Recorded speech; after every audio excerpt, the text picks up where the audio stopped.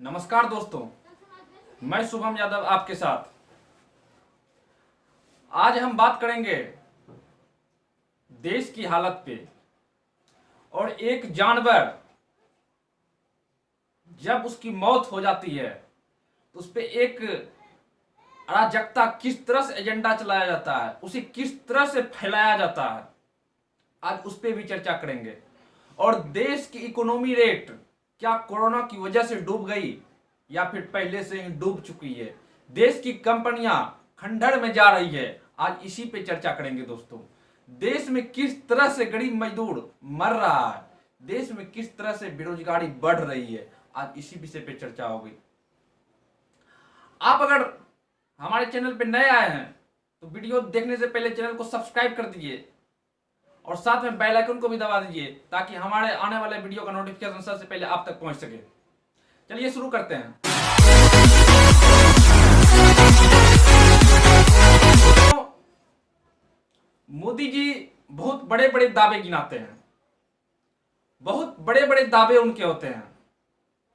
मैंने वो कर दिया, मैंने ये कर दिया, अनेकों दावे गिनाते हैं। और साथ में उनके जो अंधभक्त हैं, जो कि उनके अंधभक्ति में डूबे हुए हैं, उन्हें तो कोई समझ ही नहीं है। उनके पास 2 पैसे की अकल है दोस्तों, वो किसी बात को समझने के लिए तैयार ही नहीं है। पता नहीं उसे कौन से सुगंध सुंघाया गया है, मोदी जी क्या उसके मन में किस ढंग का बीज बो डाले हैं, वो तो मोदी जी और अंधभक्त ही जाने कि उन्हें उसकी अंधभक्ति करना कितना पसंद है। वो मोदी भक्ति में इतना डूबे हुए हैं कि उसे देश किस हालत में जा रहा है, देश की हालत क्या है, देश की जीडीपी कहां जा रही है, इस पे उसे कुछ नहीं दिखता। बस अगर व्हाट्सएप यूनिवर्सिटी के द्वारा व्हाट्सएप पे कोई भी चीज को जो कि कुछ भी नहीं रहता उसे भी वायरल कर दिया जाए तो उसके पीछे लग जाते हैं, उसे शेयर करने के पीछे लग जाते हैं। हर कोई उसे शेयर करना शुरू कर देता है, लेकिन उसके पीछे तथ्य क्या है उसको जानने की इच्छा नहीं होती उसके अंदर। आखिर उसके पीछे क्या मकसद था, किस वजह से हुआ, क्यों हुआ, किसने किया, ये सब बिना जाने बिना उसे शेयर करना शुरू कर देता है। और एक अजीब सा माहौल बना दिया जाता है व्हाट्सएप के द्वारा। इतना उसे शेयर किया जाता है जो कि बेफजूल की बातें होती है, बस उसे शेयर करने में लगे हुए रहते हैं ये अंधभक्त, क्योंकि इसके पास 2 पैसे की अकल है। लेकिन दोस्तों आपको इस बात को समझना होगा कि देश किस दौर से जा रहा है, देश किस दौर से गुजर रहा है, देश की हालत इस समय क्या हो गई है, आपको ये समझना होगा। देश की कंपनी बंद हो रही है दोस्तों, देश की इकोनॉमी चौपट हो रही है, देश में अजीब तरह का हालत बन गया है और सरकार की इस और थोड़ा सा भी ध्यान नहीं है। सरकार इसे डुबाने में लगा हुआ है। लगता है ये अंधभक्त देश को गुलाम बनाकर ही मानेंगे, तब इसे समझ में आएगा कि मैंने किसकी अंधभक्ति की थी, देश कहां जा चुका है। क्योंकि इस अंधभक्त को कुछ भी समझने में, समझाना या समझा पाना मुश्किल है। ये अंधभक्त को कुछ भी कहो तो उन्हें गुस्सा आएगा दोस्तों, वो बातों को समझना पसंद नहीं करते हैं। आज यही हालत है अंधभक्त की। और देश में क्या चल रहा है इससे अंधभक्त को कोई मतलब नहीं।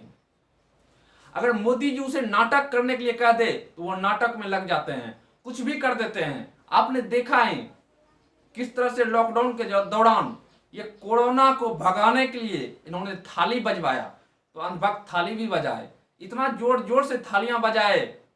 आपने देखा है उस तस्वीर को, आपने देखा ही होगा किस ढंग से थाली बजाया गया।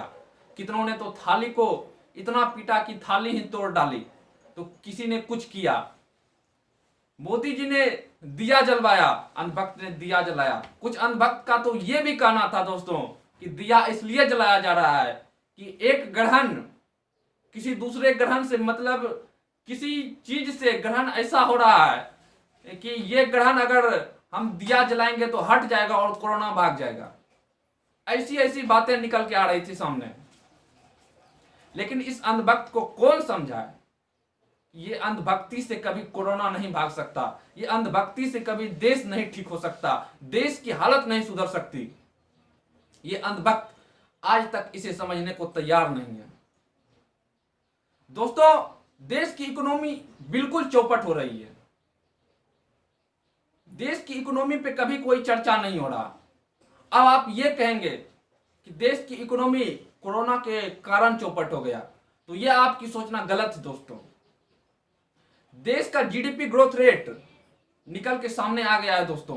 जो जीडीपी रेट निकल के सामने आया है वो 3 मंथ पहले की है और लॉकडाउन का मात्र 6 दिन उसमें शामिल हुआ है, और इसमें ही जीडीपी रेट 3.7 आ चुका है, इतना नीचे गिर चुका है। अब हमारे देश के मीडिया जो कि हमेशा गिनाते रहते थे पाकिस्तान से हमारा जीडीपी अच्छा है, आज उस देश की मीडिया से मैं पूछना चाहता हूं, उस गोदी मीडिया से पूछना चाहता हूं, आज पाकिस्तान से भी इंडिया का जीडीपी नीचे आ गया है, आज वो खामोश क्यों बैठा है?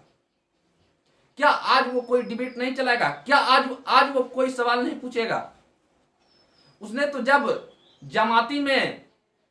जमाती पकड़ाए थे, मुस्लिम उसमें शामिल हुए थे, तो उस पर बहुत ज्यादा डिबेट चला कि इसके कारण ही कोरोना फैल गया। लेकिन जब जी न्यूज के वर्कर को 28 वर्कर कोरोना पॉजिटिव पाए गए तो उस पर कोई डिबेट नहीं चला।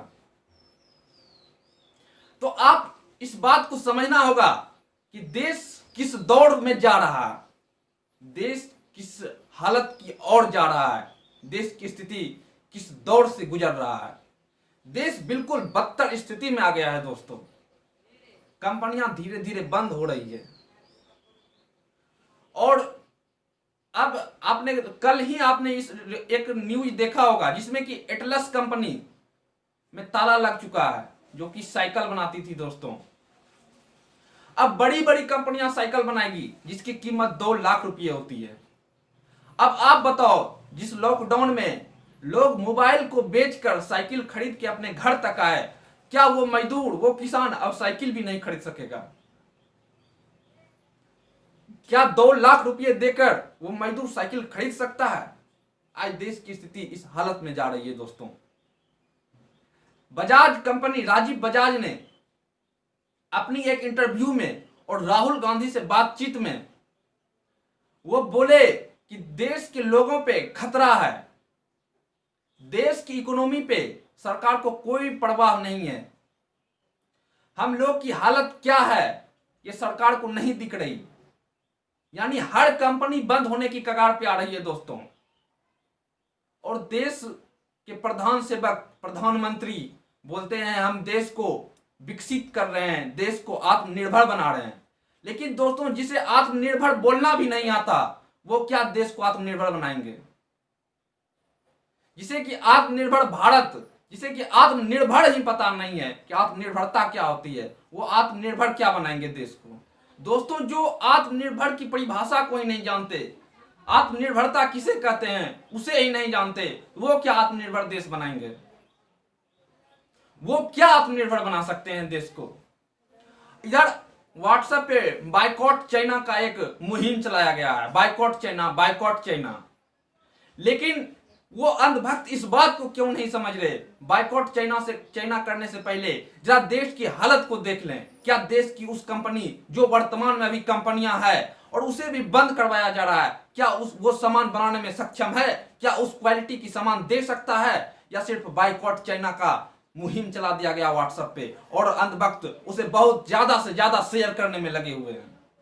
लेकिन अंधभक्तों को यह समझ नहीं आ रहा कि बायकॉट चाइना का मुहिम तो हमने चला दिया और उसे बिना सोचे समझे शेयर करने में लगे हुए हैं। इसलिए मैंने आपको वीडियो के शुरुआत में ही बताया था, ये लोग बिना सोचे समझे, ये अंधभक्त बिना सोचे समझे जब मोदी जी के द्वारा कुछ भी बोला जाता है तो उस पर ये कोई थिंकिंग नहीं करते, कोई विचार नहीं समझते, कोई उद्देश्य के साथ इसमें क्या सच्चाई है इसको झांकने की कोशिश नहीं करते, बस उसे शेयर करने में लग जाते हैं। ये अंधभक्तों की यही काम है। और हो भी क्यों ना दोस्तों, इसके पास मात्र 2 पैसों की अकल है, इसके पास अकल ही नहीं है। लेकिन जिनके पास अकल है, जो लोग इस बात को समझते हैं, उसे समझना होगा, उसे जानना होगा दोस्तों, तभी ये देश सुरक्षित रह सकता है, वरना देश गुलाम बन के रह जाएगा। इसे गुलामी से कोई नहीं रोक सकता। देश में किस हालत में देश आ चुका, ये तो अब सबके समझ में धीरे धीरे आ रहा है, लेकिन अंधभक्त अभी भी नहीं समझ रहे हैं दोस्तों। उसे समझाना मुश्किल है दोस्तों, वो इतना अंधभक्ति में डूबे हुए हैं। कुछ भी हो जाए, अगर 1 रुपये उसे दे दे तो उसमें वो आग बबूला रूप से हो जाता है, उसे इतना अंदर से कितना अजीब तरह का फीलिंग जग जाता है, वो मोदी जी का मुहिम चलाना शुरू कर देता है। यही हालत अभी अंधभक्तों का है दोस्तों। लेकिन अंधभक्तों की तो अंधभक्ति, वो तो लात के भूत हैं, बातों से कभी मानते ही नहीं। उन्हें विदेशों में तो लात पड़ ही रहा है, अब कुछ दिन में उसे देश में भी लात पड़ेगा दोस्तों। इससे अब वो अछूता नहीं रहेगा, उसे लात पड़ना निश्चित है, लात पड़ेगा दोस्तों। बहुत से अंधभक्तों को अब पड़ रहा है